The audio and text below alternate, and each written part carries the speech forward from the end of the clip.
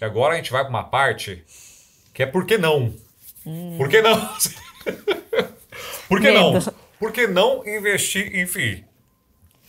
Por que não? Pô, você investe se Por você que não? quiser, ué. Cada um Mas faz o que por que quiser. vocês Por não- que a gente não investe? É isso. Porque é um produto, na nossa opinião, nada contra, né? Mas com rentabilidade de renda fixa e risco de renda variável. Legal. Então, se eu vou correr risco de renda variável, eu quero ter retorno de renda variável. Uhum. Né? E com as ações, várias no nosso portfólio já se multiplicaram múltiplas vezes. Meu Deus. Então, se encontrar uma Unipar nos FIIs, não é possível. Senhora, essa aí Nas foram, né? ações, nas ações é possível. Né? Entendi, porque o FII não consegue ter essa variação de Isso. preço muito grande, esse ganho de Exatamente. capital, Então, apesar de pagar dividendos. Apesar Porque de muita pagar gente confunde, né? mensalmente. Exatamente, é. Essa é a grande atratividade, na minha opinião, né? São duas. O fato de ser um fundo imobiliário, então as pessoas às vezes se sentem mais confortáveis em Sim. investir naquilo que elas entendem que é, né? Estão mais familiarizadas do que ações. E segundo, o fato de pingar lá todo mês Sim. um negocinho lá, né? o piriguetinho, né? Um negocinho Uma legal radinha. lá. Mas é isso, na minha opinião, assim, você não tem muito potencial de valorização quando você compara com ações, quando você faz o stock picking, né? Legal, legal. E o estoque, só entre os porquês não, vocês fazem uma análise sempre bottom-up, obviamente, né? Sim. Ou vocês analisam também o macro? Não, é mais bottom-up. Né? Com Vai certeza. analisar fundamentalista das Sim, ações, sim, com os pré-requisitos, e o Exato. macro toca o barco. O macro é muito difícil acertar, né? Muito. Cara, são pouquíssimos os gestores que conseguem acertar, assim... E você precisa ter uma estratégia bem multimercado também para você acertar em todas as pontas. Então, como a gente está praticamente 100% em ações, é seguir estratégia, basicamente é não se preocupar em pagar caro, Legal. sempre respeitar o preço teto, que é a nossa margem de segurança. Então, você não sabe o dia de amanhã se vai subir, se vai cair, então você vai respeitando, respeita primeiro as metas, então... Legal. Qual a quantidade de ações que eu quero ter, qual o tamanho da posição em número de ações que eu quero ter. Quanto menor o preço, obviamente, mais rápido eu chego nessa meta. Mais compra, né? Mais Porque o negócio eu vi muito interessante, eu acho que mudou muito o meu jeito. E aí tô com um jeito baixo de investir também. Boa. Foi uma live que seu pai fez com acho que com a Leda. Sim, Falou sei. assim, ó, ego é uma métrica de vaidade. Quem isso paga aí. os boletos, Brasil? É renda. É a renda. E é verdade. Porque hoje o cara tinha 10 milhões de reais, deu a crise, o cara tinha 4, 5 milhões de reais. Sim. E a ação tá lá, na lá, carteira. Vai exatamente. ficar eternamente. Continua pagando dividendo. Mas se paga. É um negócio surreal essa ideia, né? É surreal. E, cara, hoje, quando a gente para pra pensar, é muito óbvio, né? Mas Perfeito. imagina lá atrás, na década de 70... O Nunca cara na não vida. tem quem se inspirar, porque assim, hoje a gente verdade. consegue, né, ter leituras de fora, Sim. né? Então, você consegue se inspirar em outras pessoas que não aqui no Brasil.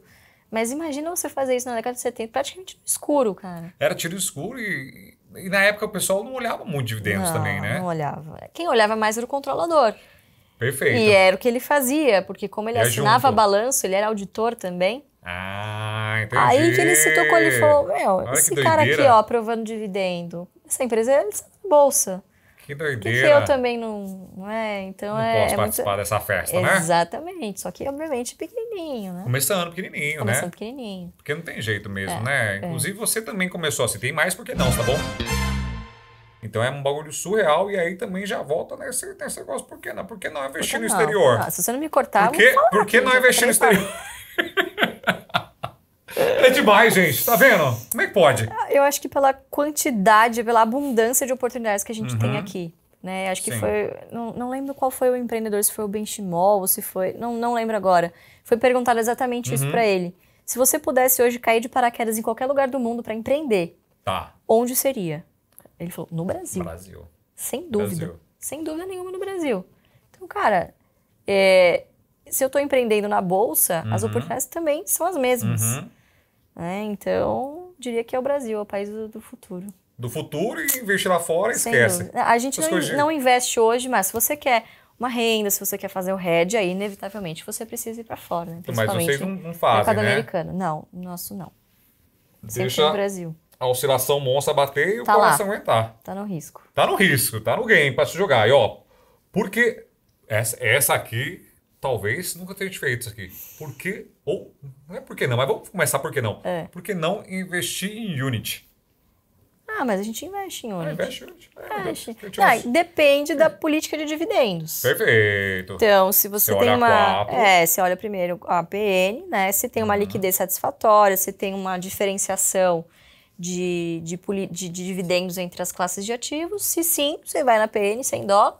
Só acabou. Se não, se a Unity for se a liquidez for importante para você e a estratégia de opções... Perfeito, geralmente é possível nas Units, por conta da liquidez das opções também. É verdade, porque é um mercado que eu vi um vídeo, vai ser bem lá atrásão, achei uma muito antiga.